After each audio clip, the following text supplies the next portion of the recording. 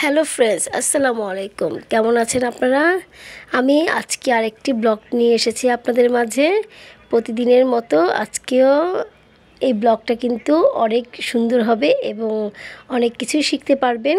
দেখা যায় যে মুরগির মাংস ভাজা কিন্তু আমাদের প্রতিটা ঘরে ঘরেই লাগে, কারণ বাচ্চা থাকলে কিন্তু তারা কিন্তু মাংস ভাজা খুবই পছন্দ করে খায়।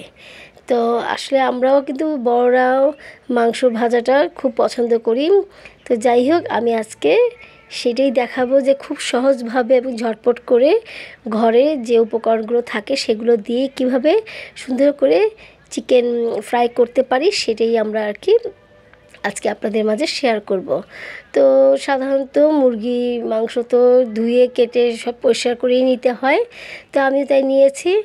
তো এখানে দেখুন বন্ধুরা, মশলাগুলো কি কি দিতে হয়। মরিচের গুঁড়ো, ধনের গুঁড়ো, আর এখানে আছে একটু ময়দা, একটু সস, তারপর লেবুর রস দিতে হবে, একটু জর্দার রং আছে, লবণ তো অবশ্যই, আর বিশেষ করে অ্যারোট বালিটা অবশ্যই দেওয়ার চেষ্টা করবেন, তাহলে মচমচে ভাবটা চলে আসবে। তো এইগুলো সব উপকরণগুলো আমি এই মুরগির মাংসের মধ্যে দিয়ে দিব।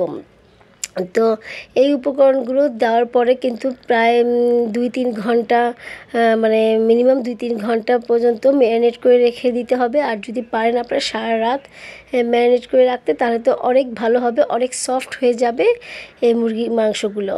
তো এই সব উপকরণগুলো আমি সবই একত্রে করে এক এক করে দিয়ে দিবা। আমি এটা গরম মশলা গুঁড়ো দিচ্ছি, জর্দা রং দিচ্ছি, একটু মরিচের গুঁড়ো দিচ্ছি, একটু গোলমরিচ দিচ্ছি, ময়দা দিলাম, অ্যারোট বার্লি দিলাম, সবই একত্রে করে আমি দিয়ে দিব। আর সসটা একটু দেওয়ার চেষ্টা করবেন, তাহলে একটু টেস্টটা বেড়ে যাবে।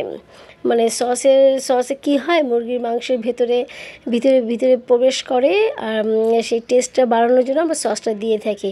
আর লেবুর রস দিয়ে থাকি, এটা একটু নরম করার জন্য, মাংসটা যেন একটু সফট হয়ে যায় এবং ভিতরে যে একটা টক ভাব চলে আসে, সেটার জন্য আমরা লেবু ইউজ করি। তো এই সব উপকরণগুলো আমরা একটু সুন্দর করে মেখে নিব, যেন ভিতরে মশলাগুলো প্রবেশ করে। তো এইগুলো কিন্তু আপনার সারা যদি ভিজে রাখেন, ম্যারিনেট করে রাখেন, তাহলে কিন্তু খুবই ভালো হবে। আর যদি মনে করেন যে না, আমি 2-3 ঘন্টার পরেই আমি এটা করব, তখন কিন্তু আরও বেশি ভালো হবে। তো বন্ধুরা, আপনারা যে মাখানো মেখে রেখে ভাজার কিছুক্ষণ আগে আবার একটু ময়দা আর অ্যারোট বার্লি একটু মাখিয়ে নেবেন। তাহলে কি হবে, যে তেলের মধ্যে দেওয়ার পরে একদম মুচমুচে ভাবটা চলে আসবে। তা আমি তো প্রথমে দিয়েছি, তারপরেও আবার এখন আমি ভাজবো, তো এই কারণে আমি আবার সেই একটু ময়দা আর অ্যারোট বার্লি দিয়ে দিলাম। তো যাই হোক বন্ধুরা, এখন আমি চুলে চলে আসছি, এই কড়াইতে বসিয়ে দিলাম আর এই ছেড়ে দিচ্ছি। তো আসলে অনেকেই বলবেন যে আপু, কড়াইটা তো অনেক কালো হয়ে গেছে, অনেক ময়লা কড়াই। তো যেটা কিন্তু ময়লা না ভাই। তো এই কড়াইটা আসলে অনেক দিন হয়ে গেছে, আর এরকম অনেক দিন হয়ে যাওয়ার পরে এই কড়াইটা যদি এরকম কালো হয়ে যায়, তাহলে সেই কড়াইতে ভাজতে কিন্তু খুবই ভালো হয়, ভাজা পোড়া যে কোনো জিনিসই খুবই ভালো হয়।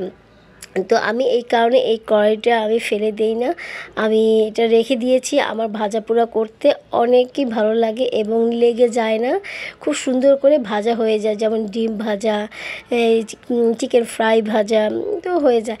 দেখুন বন্ধুরা, কি সুন্দর হয়ে গেছে আমার আমার চিকেন ফ্রাই, খুবই সুস্বাদু হয়েছে। আর বাচ্চারা কিন্তু অসাধারণভাবে খেয়ে নিবে, ঝটপট করে সব কিছুই খেয়ে নিবে। আর সাথে কিন্তু একটু গাজর আর শসা যদি দিয়ে দেন, তাহলে কিন্তু আরও ভালো লাগবে। আজকে আমার শসা ছিল না ঘরে, তাই আমি গাজর আর কাঁচামরিচ দিয়েই